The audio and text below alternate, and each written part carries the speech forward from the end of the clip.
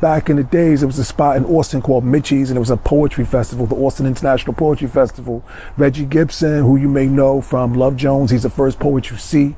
That whole Lorenz Tate Brother to the Night poem was taken from a piece of Reggie's. We got together in Austin and we slammed. Someone did a poem just like Brother to the Night. So Reggie strategically was thinking, all right, well, I'm gonna come up and do the original and show him how it's done. But it didn't work that way. What ended up happening was he just sounded like he was an imitation of what just came before him, and he got eliminated.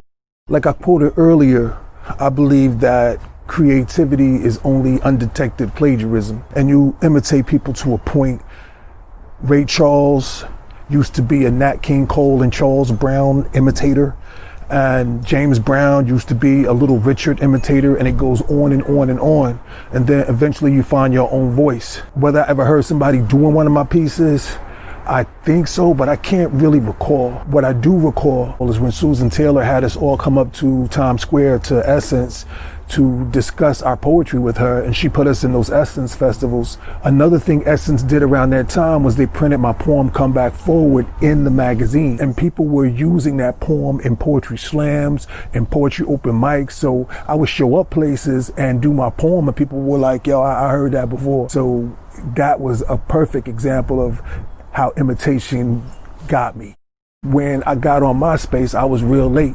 And by the time I got there, people were already using Talam AC. They were actually taking copies of my poems and putting it on a MySpace page, which is why I couldn't even use Talam AC by the time I joined MySpace. Another example was forums. Brother got on a forum, called himself Talam AC, saying all types of foul things, and I ain't know nothing about it. Somebody involved in the forum reached out to me directly like, yo, did you say these things?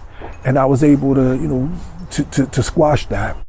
One of my craziest imitation moments was when I was slamming with the Lounge with Shihan and them, and we had another California team come to challenge us. One of the people on that team got up and did a rendition of one of my pieces, which was called Insolence, and they did it like line for line. They just changed the words. Me thinking I'll just get up and do the actual insolence and put this to bed, and nobody's interested. I just sound like an imitation of somebody who was just imitating me. I could hear Reggie in my ear like, have I taught you nothing? And there was a cat I was pretty good friends with who imitated me heavy. He was known for it, famous for imitating me. And I don't think he felt that he sounded like me. And I didn't think he sounded like me until one day we were in Denver and he asked me, and he got up on stage and performed, and it was kind of crushing. Felt like, to use a Mar Hill phrase, it felt like he was kicking my kid's cereal bowl off the table, because we were living hand to mouth by selling CDs at that point. I'm thinking he could go someplace before I even get there and do my style, and then I'll show up and look crazy. That was my imitation nightmare. Like James Brown, you're the most imitated poet. There are people who don't realize they're imitating you.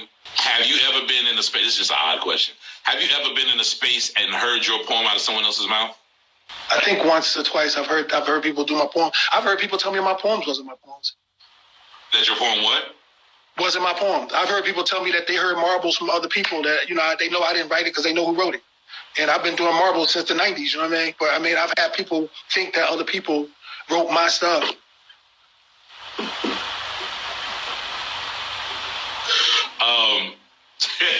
Yeah. That's a whole nother, we ain't gonna touch that one. That's a whole nother, that's definitely a sit down and have a drink. I guess that's why they say imitation is the highest form of flattery. It's kind of lost on me. Imitation is a starting point, and I've been widely imitated.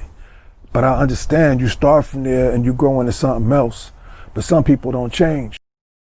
So your style is probably one of the most imitated around the world, and I'm just curious, how does that make you feel when you see or hear about it? It blows me off, blows me away in a bad way. It makes me feel like this is the gift and the voice and the style and the spirit that I was given. So to try to duplicate that doesn't seem right to me, and it can't be successfully duplicated anyway. When you listen to the best poets speak, they always speak and do poems the same way because it's them.